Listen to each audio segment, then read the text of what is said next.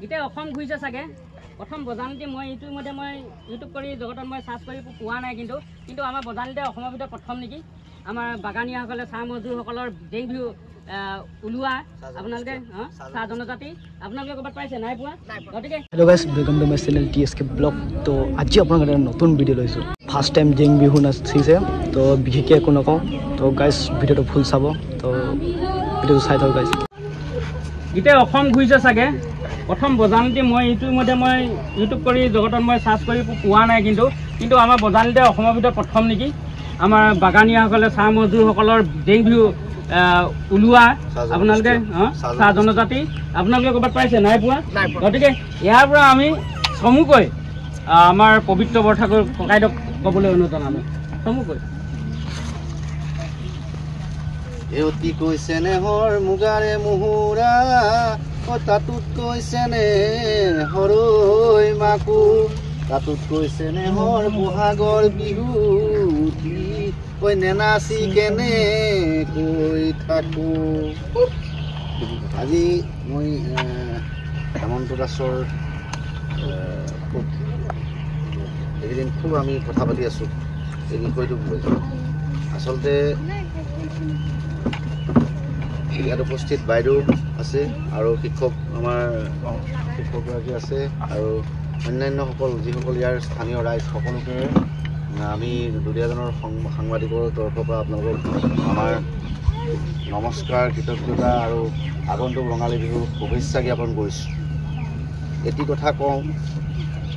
বিহুটো অসমীয়া জাতিৰ প্ৰাণৰো উৎসৱ গতিকে বিহুত আমি সকলোৱে জাতি জনগোষ্ঠী সকলোৱে মিলি পেলাই আমি বিহু পাতিম যেনেকৈ আমি আমাৰ কৰম পূজাত আমি সকলোৱে একেলগে গৈ কৰম পূজা কৰোঁ কৰমত আমি সকলোৱে অংশগ্ৰহণ কৰোঁ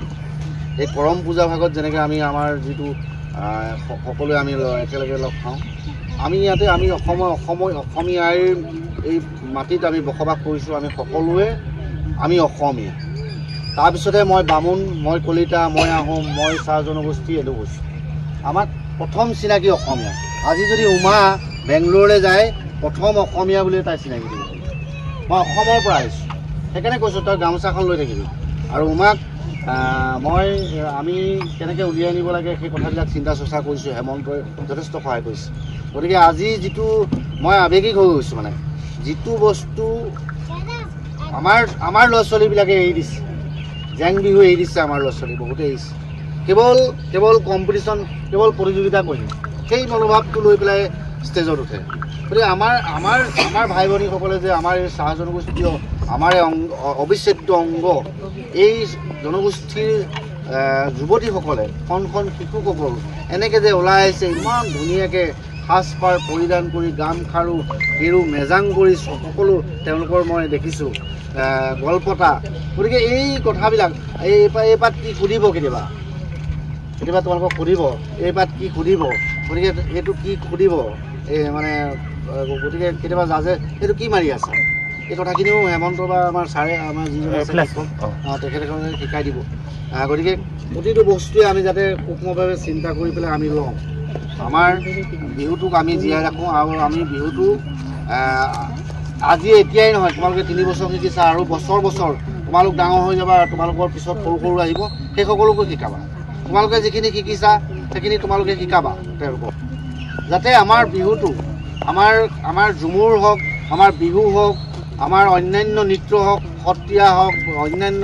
যি নৃত্যই নহওক আমি যাতে সকলোবিলাক আমি শিকিব পাৰোঁ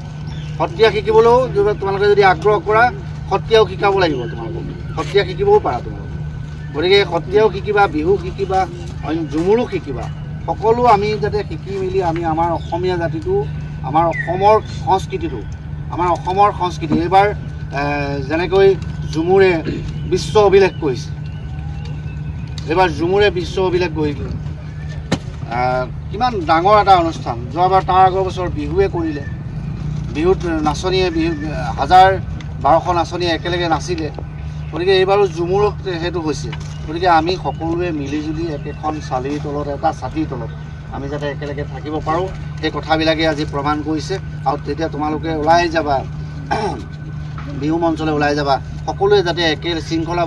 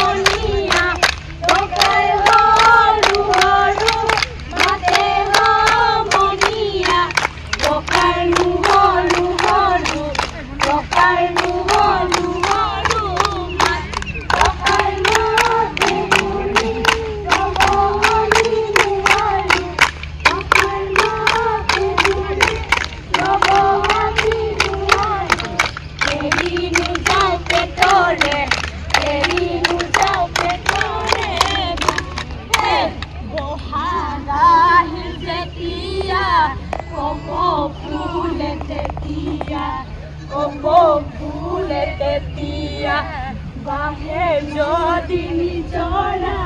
দিয়ে কি বতৰা দিয়ে কি বতৰা কান্দে কুলি কেতেকী